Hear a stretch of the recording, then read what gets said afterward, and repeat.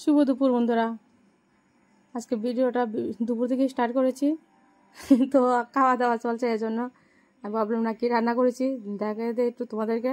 এখানে মাছ দিয়ে মুখি দিয়ে রান্না করেছি, আর এখানে চালটা দিয়ে মাছের মাথা দিয়ে একটা চুকা চুকা একটা তরকারি বানিয়েছি। তো এরকম তরকারিটা কার কার পছন্দ কমেন্টে জানাও। তো চলো খেয়ে নেই। এই যে বিকাল হয়ে গেল, সন্ধ্যা হয়ে যাচ্ছে, তারপরে বৃষ্টি যাচ্ছে না।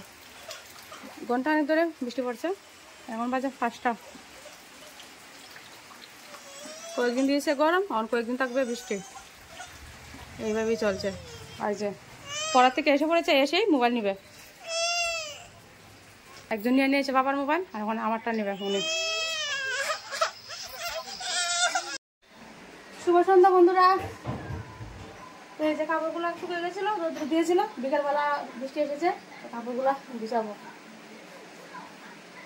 বালিশে ডাকনা, ফুল বালিশে ডাকনা। ওই যে সেদিন ঘর ঝেড়েছিলাম, তো বিছনা তিনোরা বেড কাভার ধুয়ে দিয়েছিলাম। তো যাই হোক শুকিয়ে গেছে, এখন এটিও অনেকটি পুরানো হয়ে গেছে, পুরানো হয়ে গেছে। তো ভাবছি যে আরও কয়েকটা অর্ডার দেবো। নিজে গুছিয়েছিলাম, তারপর ভাবলাম না এটা একটা এমনি এই বিছনাতে তো কেউ ঘুমায় না, এমনিতে একটা ফেলে রেখে দিই। যেহেতু বিছনা আসতে এটা এমনি রেডি করে রাখি। আর যেখানে কম্বল ব্ল্যাঙ্কেট এটি লাগে না, তো এটি এখানে থাকে। অনেক সময় ফ্যানের বাতাসে মানে ঘুমাবার সময় নিয়ে এখান থেকে, ঠান্ডা যখন লাগে রাতের ঘুমাবার সময় এখান থেকে নিই। আমি বিছনাতে রাখি না, কারণ ছেলে মেয়েদিকে এলোমেলো করে নেয়, এই জন্য এই বিছনাতে থাকে এটি। হ্যাঁ দেখো মেয়েদিকে ওদিকে বলছি তো পড়তে বসতে, কিন্তু পড়ার কি বসবে, এখানে এসে আমার সঙ্গে কাজ করে। এই যখন আগে ছেলে এরম করতো, এখন মেয়ে করে। তো চলো এই ভাবছি যে কয়েকটা দেবো, আর কয়েকটা এটি বেড কাভারটি হয়ে গেছে অনেক বছর, 2-3 বছর হয়ে গেছে। তো এই কালারটা একটু ডিসকালার হয়ে গেছে, তো নতুন বেড কাভার আর নাই। তো ভাবছি যে কয়েকটা অর্ডার দিয়ে দেবো। আর পূজার ড্রেস তো এখন অর্ডার দিইনি, পূজার ড্রেসে কোনো অর্ডার দিইনি। আর সময় আবার বেডশিটও অর্ডার দেবো। এদিকে আস্তে আস্তে পূজা তো এদিকে এগিয়ে আসছে, অর্ডারটা দিয়ে দেবো মেয়ের জন্য, তো ছেলের জন্য। চলো আর এই যে এখানে নারকেলটা কুড়াবো এখন।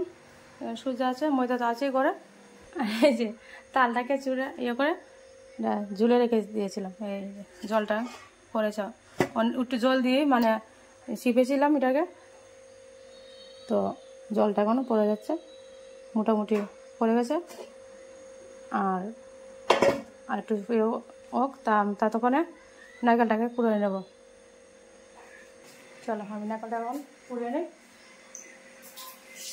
এই যে দেখো মেখে নিয়েছি একদম সব কিছু, সুজি, ময়দা, নারকেল, চিনি দিয়ে সব কিছু দিয়ে মেখে নিয়েছি। এবার একটু নরম হোক, কারণ সুজি দিয়েছি তো একটু নরম হোক, তারপরে এটা বেজে নেব। আর লবণ হয়েছে কিনা দেখেছিলাম, খুব ভালো হয়েছে মনে হচ্ছে। এই যে চলছে।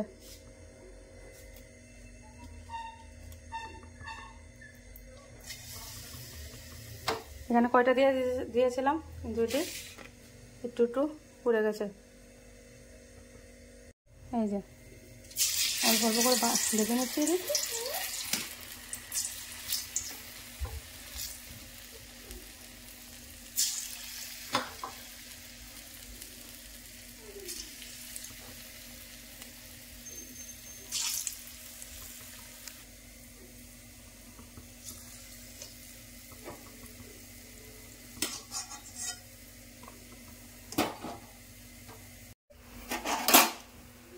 হয়ে গেছে লাল।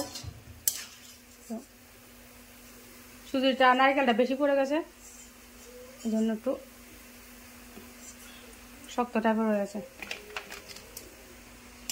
প্রথমে একটু জ্বলে গেছে, তেলটা গরম হয়ে গেছিল বেশি, এই জন্য।